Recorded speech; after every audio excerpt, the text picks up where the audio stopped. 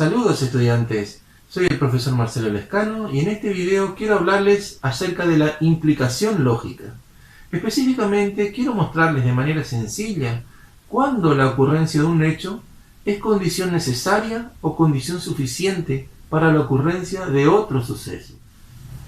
En primer lugar, recordemos que la estructura de la implicación lógica es la siguiente, que se lee P entonces Q, donde P recibe el nombre de antecedente y Q recibe el nombre de consecuente.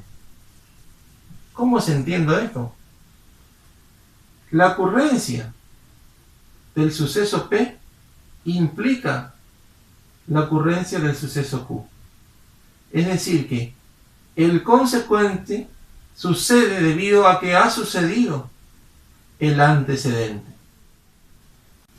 Ahora bien, si dijimos que la ocurrencia de Q se debe a la ocurrencia de P, hagámonos un par de preguntas. En primer lugar, preguntémonos, ¿es suficiente con que ocurra P para que ocurra Q? Cuando digo suficiente me refiero a si alcanza que ocurra P para que ocurra Q. Y una segunda pregunta es la siguiente, ¿es necesario que ocurra P para que ocurra Q? O dicho de otra forma, ¿es obligatorio que ocurra P para que ocurra Q? Saber responder estas preguntas nos permitirá determinar si una implicación dada tiene sentido o no. Para aclarar estas ideas, veamos a continuación algunos ejemplos. En el primer ejemplo tenemos a la proposición P que dice tiene 4 patas y a la proposición Q que dice es perro. Partamos de la estructura básica de la implicación, que es P entonces Q. Dicho de otra forma, si tiene 4 patas, entonces es perro. Ahora, formulémonos las preguntas mencionadas anteriormente.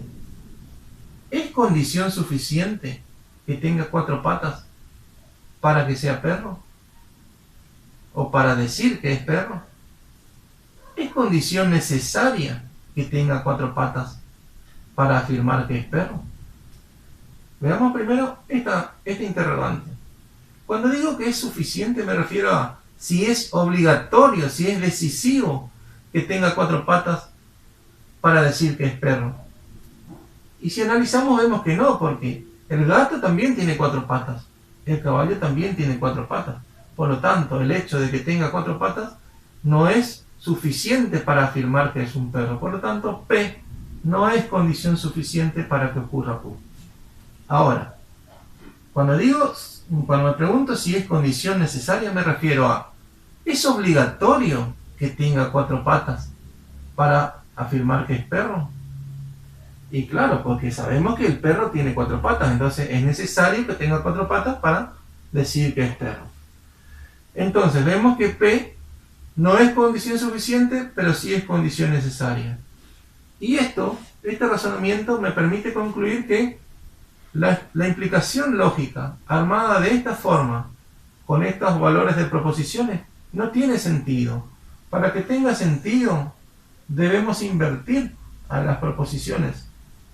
Entonces, de esta forma, sí, la implicación tendrá sentido. Es decir, si es perro, entonces tiene 4 patas. O dicho de otra forma, el hecho de que sea perro implica que tiene 4 patas.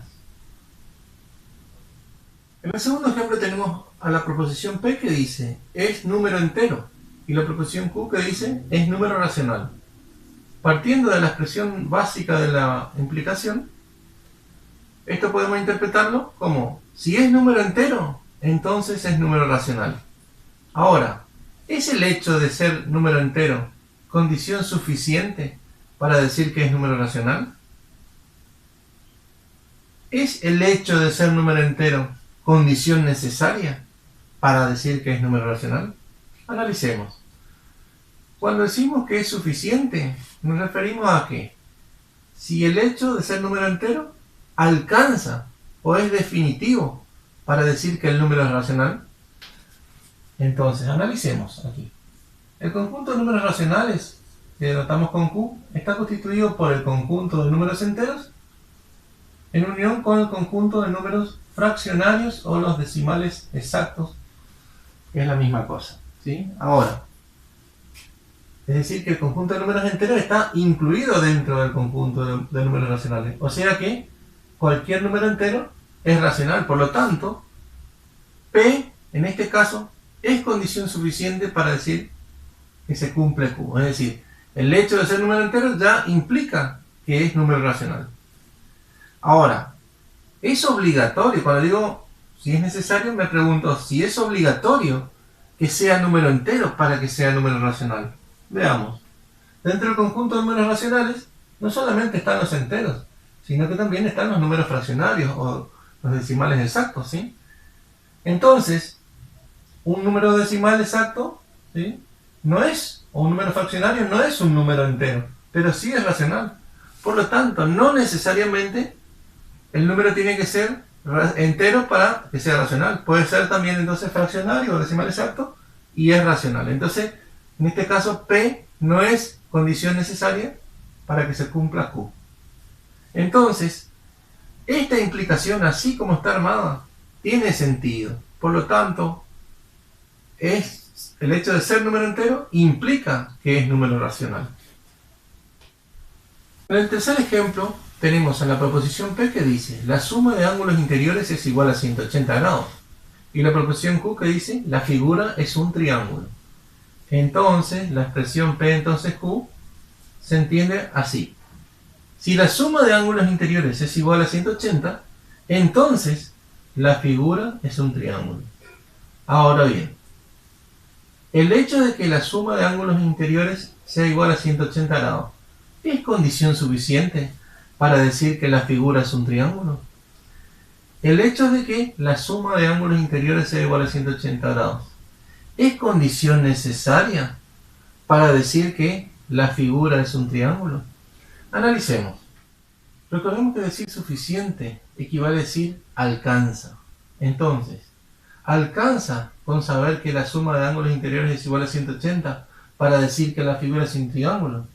Analicemos. Remitiéndonos al tema de polígonos, para cada tipo de figura existe una forma de calcular la suma de ángulos interiores. Para cada tipo de figura, ese valor siempre es un valor fijo. En el caso de los triángulos, la suma de ángulos interiores es igual a 180 grados.